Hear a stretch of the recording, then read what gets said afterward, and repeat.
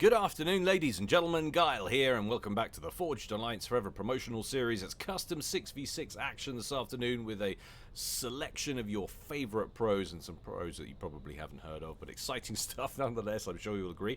Apologies for the lack of content last week, but it was Platty Jubes here in the UK, or Platinum Jubilee, so I didn't need a week off, but I took one anyway. I know you'll forgive me because you're all fine and upstanding people. Also, the week before that, when I did actually get a cast out, I said that there was no news at the beginning, and I was lying. There was news, but I'd just forgotten all about it. So you can tell I've really got my stuff together.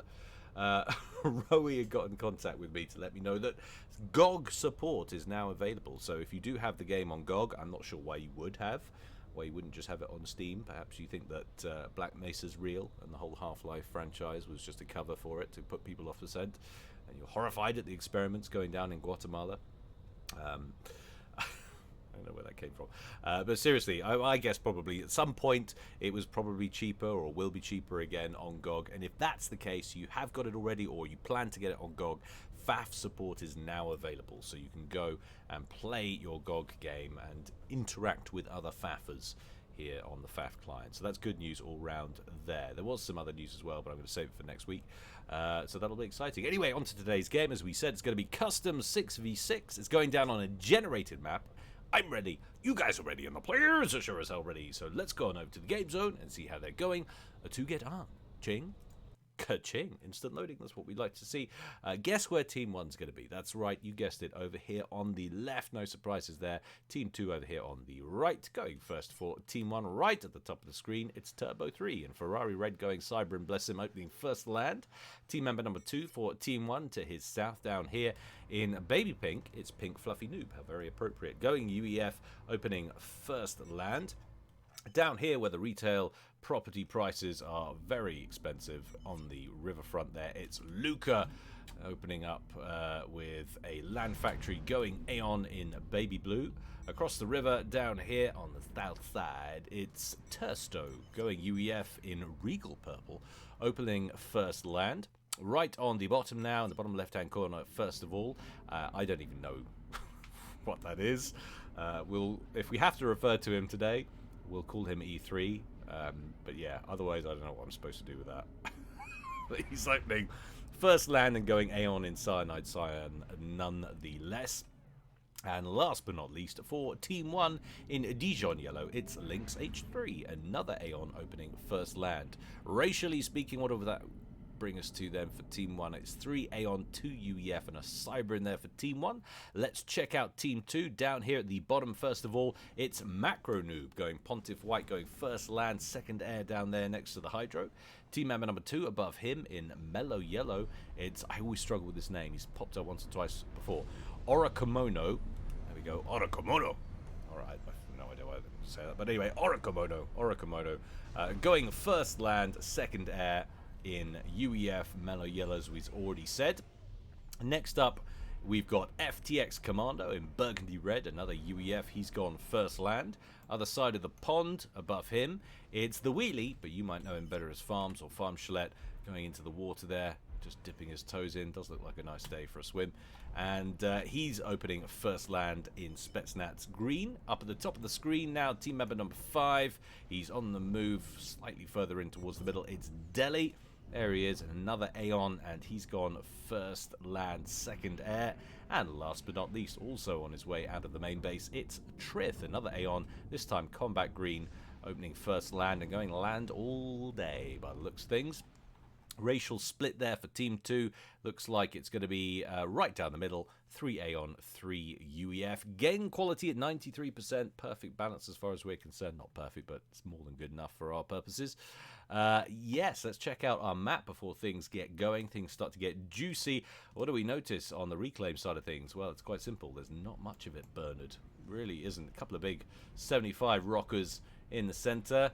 A few 10s in the center, and we've got a smattering around the cliffs, but the map gen has been particularly stingy today. How very rude of it.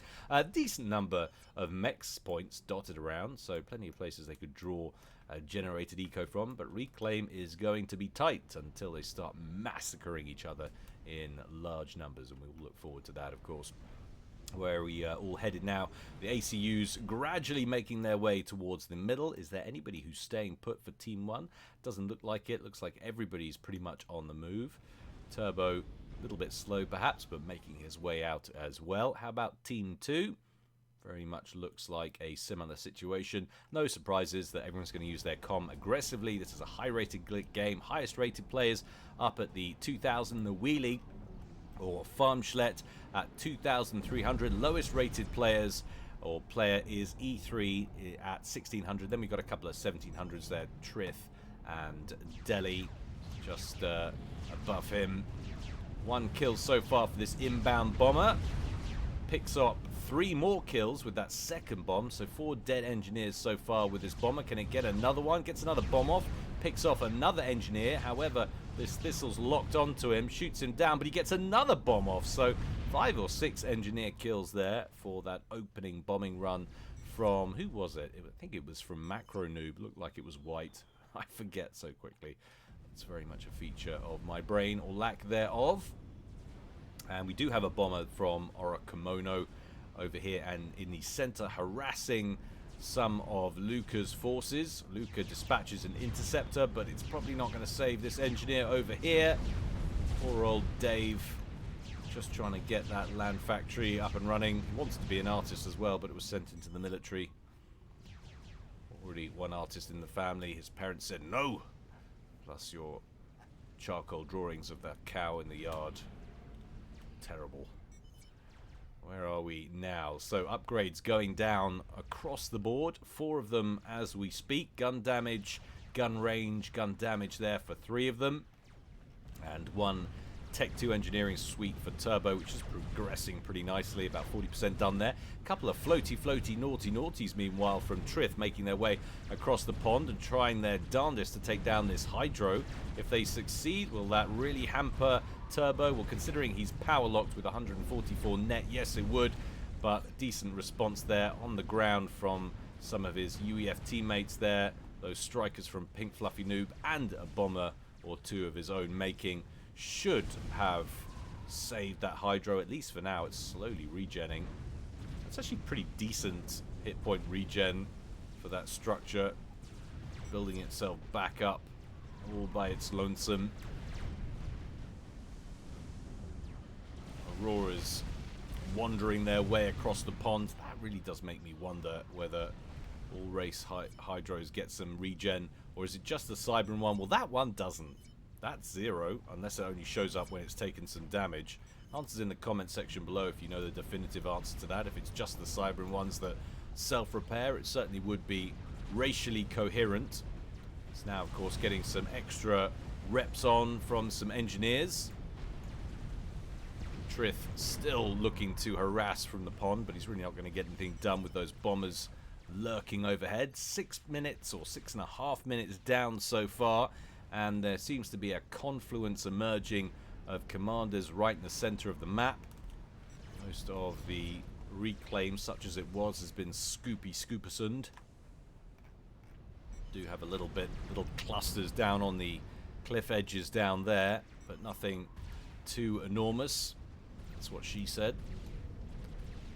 E3 dipping his toe into the water with his comm, and a large group of T1 spam flanking this river now from Macro Noob.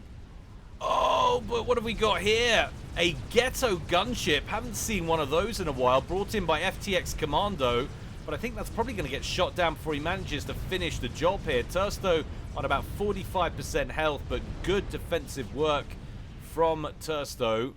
Shoots that down, but there's another one inbound, and this time they've got an escort detail that Ghetto gunship brought right in on top of the commander. Tursto could be in trouble here. We could be about to see our very first ejection. He's trying to counter with some mobile flak. The archers don't pack a big punch, however, and Tursto looking very, very weak indeed, and down he goes. 7 minutes and 55 seconds. We have our first ejection. It's Tursto from Team 1, thanks to a ghetto gunship. That is old school. Wonderful work there from FTX. You love to see it. He's not done yet, as another ghetto gunship is brought in, and is starting to target Luca. I imagine they'll probably have their ducks in a row now after seeing the loss of their teammate. And yes, indeed, interceptors waste no time, brought in to defend the commander. That's going to get shot down. Mind you, the first one got shot down the last attempt on Tersto, and they just brought in another one, but this time there isn't that all-important escort detail waiting to clear the skies. So that is that. What's going down here up against Turbo 3. Turbo 3 trying desperately to repair a Cerberus turret here, which is taking inbound fire from Trith. Trith and Deli pushing pretty hard against Turbo and Pink Fluffy Noob. Turbo determined to keep that Cerberus turret online. There's a few green Aurora units and what have you from Trith kicking about in the area still. But Trith gonna find himself in real trouble if he doesn't back on out. Down to 1,800 hit points there. He did have double gun upgrade on board that comm. Team 2 looking super aggressive in the early game here. They've killed one commander already and looking to take out more if they can.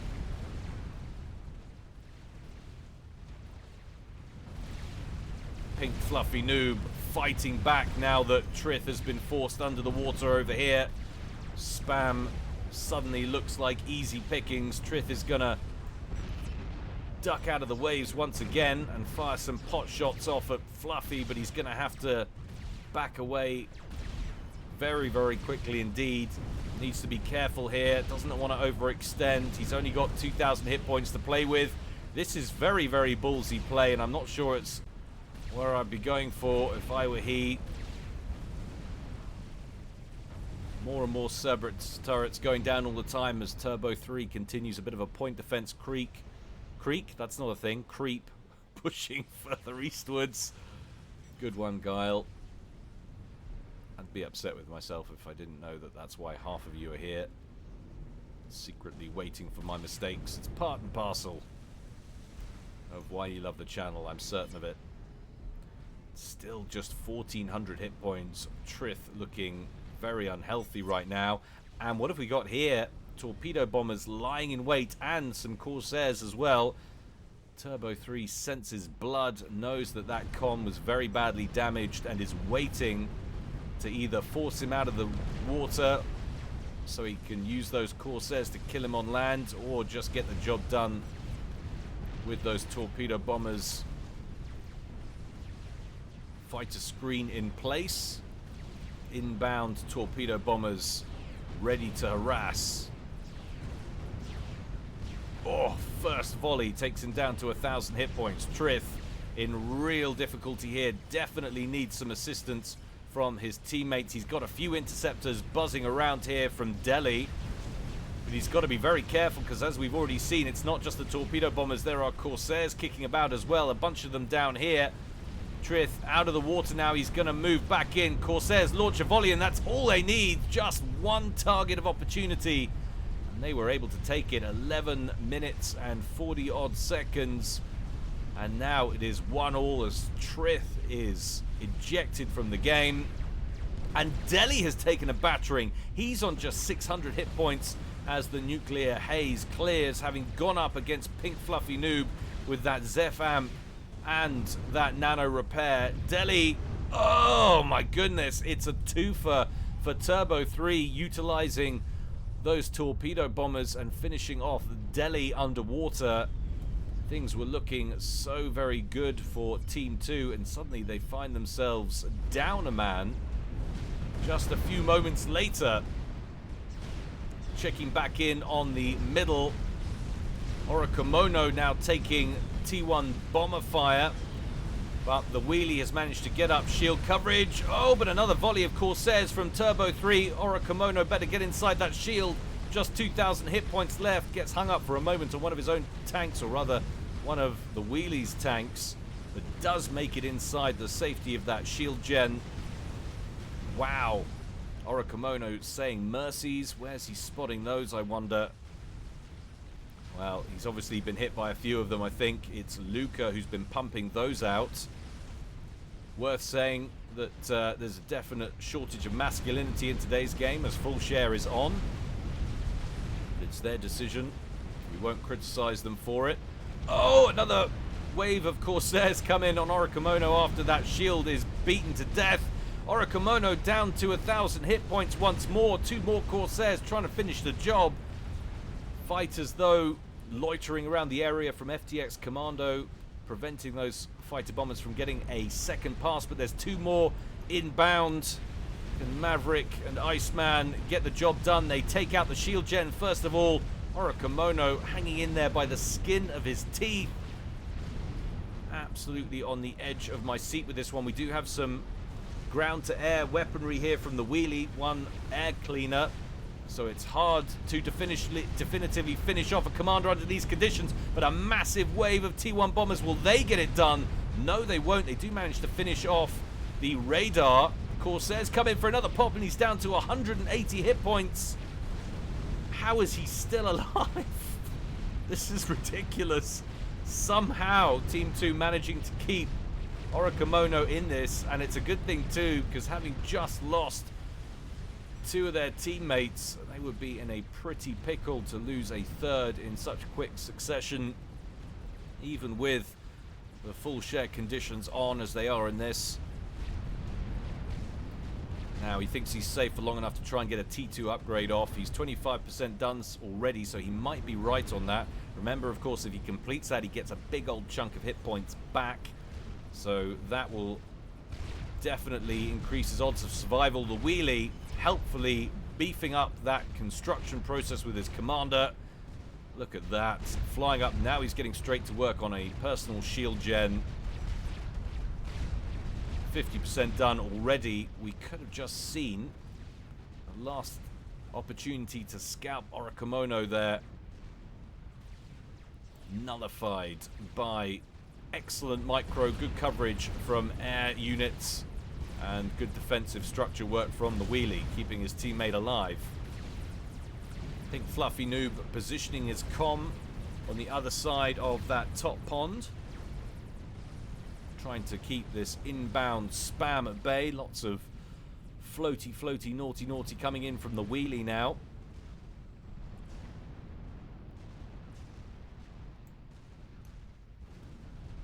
Pink Fluffy Noob has set up a couple of factories on the beach there. Both still at Tech 1 for the time being. Is that inbound TAC missile fire? Certainly looks like it. It's going after the defensive emplacements. Down goes the flak. And that's originating, I imagine, from down here. Yes, it is. The wheelie with the TAC missile launcher. Interesting choice, just popping it outside shield coverage there, but perhaps it started work on it on an earlier iteration of the shield coverage. It's been taken out a few times, but a massive Corsair bombing run. I said bombing run again, just as I did in a previous cast. What is wrong with me at the moment? But that bombing run was more than enough to finish off the wheelie, and that's Team 2's top-rated player, Farmschlet, 2300 down and out. All of his units briefly transferred over to Macro Noob, who then transfers it all in turn over to FTX Commando. But wow, that's pretty harsh, especially when you consider there was functional shield coverage there. But Turbo 2 absolutely wrecking face now. That's his 3rd ACU kill so far. He's been responsible, I think, if I've got this right, for every single death on Team 2. Yeah, Trith, the Delhi and the wheelie all taken out by Turbo 3's air. What a wonderful game he's having so far. Pink Fluffy Noob pulling away from that pond. I don't know what's up with my articulation at the moment. I think it might have been in Guilecast Premium Cast, so you YouTube people might not know what I'm talking about. But definitely got pulled up by some of my patrons a week or so ago for saying bumming run. I don't know what that's about. I really don't. And incidentally, if you would like to criticize me on Discord for my appalling use of the English language, please feel free. It'll just cost you a mere $1 a month, and thrown into the bargain, you'll get access to a lot of extra content as well. We're up to some 54 casts, I believe, so far, with more coming all the time. is the best way for things to come. Turbo 3 pushing out down in the south, along with his teammate Lynx. The large group of T1 and T2 spam, forcing back some of Orokumono's units. Although, what have we got here? Tech 3 Land making an appearance. Titans getting under shield coverage and just wrecking face. Is there enough of them though? Only a couple of them against a very sizable band of Blazes. Well, certainly enough to make those Blazes think twice. But Lynx also at the T3 stage brings in some Harbingers. And once again, the tables turn on that little engagement.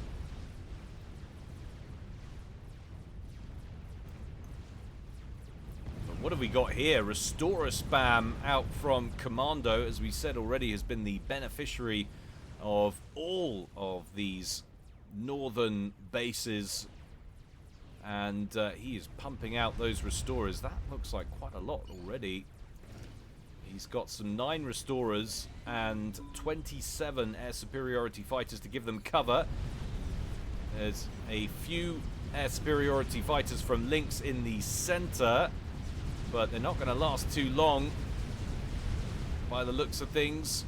Outdated interceptors from Turbo 3. They're going to get cut to ribbons from those AA gunships.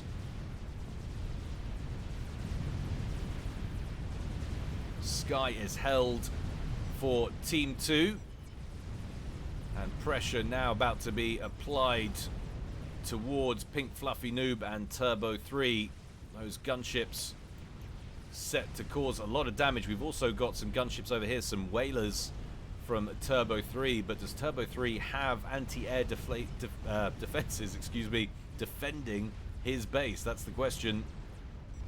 This all seems rather vulnerable right now. FTX Commando definitely wants to use these offensively while he's still got the option to do so, to inflict maximum damage. More ASFs grouping up down here at the bottom though for Lynx. And Lynx and E3 pressing an advantage against Macro Noob down here, along with some ground pressure from Turbo, who has inherited one of the bases in the south from Tursto. Restorers, oh, there's loads of vulnerable mexes he could take out here, but is he going to get more greedy and going after the main base? Well, it's only classified as greedy if it doesn't work out, of course. If he manages to massacre this entire base, it's just good sense.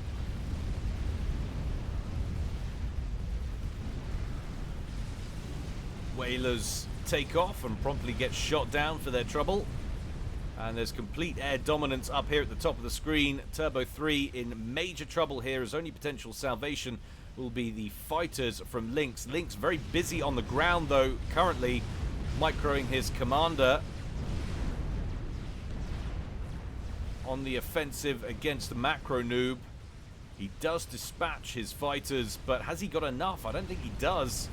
Not with these air superiority fighters and restorers. Their combined AA capabilities will be too much for Lynx to handle, I think. But look at all these ground units that have just waltzed into this area. Turbo 3's base is essentially done at this point. I don't know how he's going to get around it. Back down here, Lynx could be in trouble as well, and we're going to go to split screen to keep an eye on these two theaters now because it's vitally important. Many maps in the way, we might bring it back in just a second. Not a lot of room on split screen, but Lynx very, very low on health indeed. Some 70 hit points, gets deeper underwater though, but is just begging for a torpedo bomber. Doesn't look like there's any lying around in wait though. Pink Fluffy Noob says go inties. I don't know what inties he's talking about, but those restorers having massacred, in conjunction with the ground forces of FTX Commando, having massacred Turbo's base, now move on to Pink Fluffy Noob's base, and that is in severe trouble. Lynx continuing to back up. His automatic repair systems have got him back up to just shy of 1,000 hit points. His ground spam looking a little surrounded here against T2 and T3 units of Orokomono and the Com and T2 units of Macro Noob down here. And it looks like E3 has had to evac into the water as well. He's on 6,700, does have double gun on board that commander, but not an awful lot of hit points left. Needs to be very careful. There are sniper bots lurking under shield coverage over here, and they can end your day very, very quickly indeed. For the time being, Pink Fluffy Noob's base still hanging in there, but it's surely just a matter of time, unless, of course, those restorers decide to head off in another direction, which it looks like they might have done. Oh, but who is that? That's E3 getting sniped by Macro Noob. We highlighted it. We said it could be a problem. Turbo 3, he's out of the game. He control Ks. Lynx control Ks as well. He was stuck in the pond. And that is essentially, I think, a major capitulation from Team 1. They knew it was over. Astonishing when they were doing so well. Turbo 3 having killed off 3 commanders. But they just lost ground. They lost steam down here. And with Turbo 3 being taken out of the picture, it was only a matter of time before Pink Fluffy Noob was ran out of town. You can see he was erecting enormous numbers of defenses. But all of this map control and eco was going to go flowing into FTX. We haven't once mentioned the eco picture. You can see FTX on 525. Luca, who's got the lion's share of what's left on Team 1, he's on about 500 or so. Or he was for a moment. Maybe it was reclaim related. He's down to 355, and that's not power locked. That is accurate representation. 288 for Pink Fluffy Noob, and then a couple of close 200s from Team 2. But look at this. Direction of travel completely clear. Even with full share on, there was no way to hold this tide back as they'd lost the momentum down here in the bottom. And Orokomono, having nearly been ejected from the game, remember, shortly before the wheelie was picked off, he was down barely, almost on double digits, I think, at one point. Very nearly got killed off. But now look at him advancing with hordes of Titans steaming through Luca's lands, cutting down mexes as they go. 25 minutes and 40 seconds victory here with the demise of Turbo and who else was it? Lynx. Control Kane bowing out, surely just a formality at this point. You can see obligatory heart section going up there in wall formations down here. Those heart templates from Pink Fluffy Noob shows you how much commitment is left. Luca Control K's himself in that pond over there, leaving Pink Fluffy Noob all by his lonesome. Where is that commander? You'd think even with the yellow rings around them, there he is, I would be quick to spot them, but apparently not. Move commands going down on top of that commander. Where are you going, Fluffy, says Trith.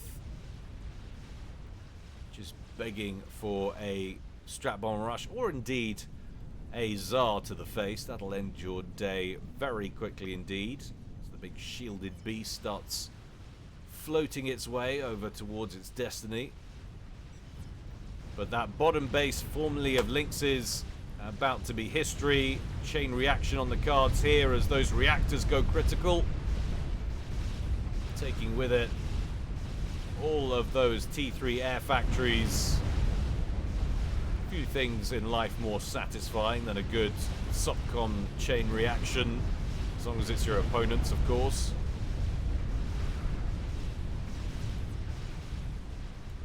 Pink Fluffy Noob. I have 140 inties. How do we think, guys? 140 inties versus the Tsar. How's it going to go? This is Pink Fluffy walls himself in a giant heart. Well, not too bad on the first pass, it has to be said. Took off about a third of its shield. Gets in over the top. Some T1 bombers coming in as well from Macro Noob. It does get shot down. Lands on top of Pink Fluffy Noob.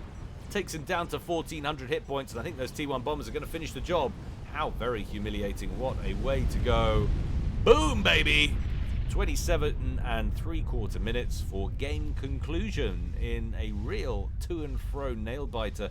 Not the longest game we've seen, but not the shortest either. I hope you enjoyed it. Nonetheless, don't forget the Patreon, guys. It really is the best way to support me. Don't forget as well to comment, like, and subscribe for all of the algorithm business if you want to help promote my channel. Give me a little bit more exposure, and by extension, the FAF community as well. I hope you enjoyed it, as I said, guys. But until next time, stay well and stay safe. This is Guile, signing out.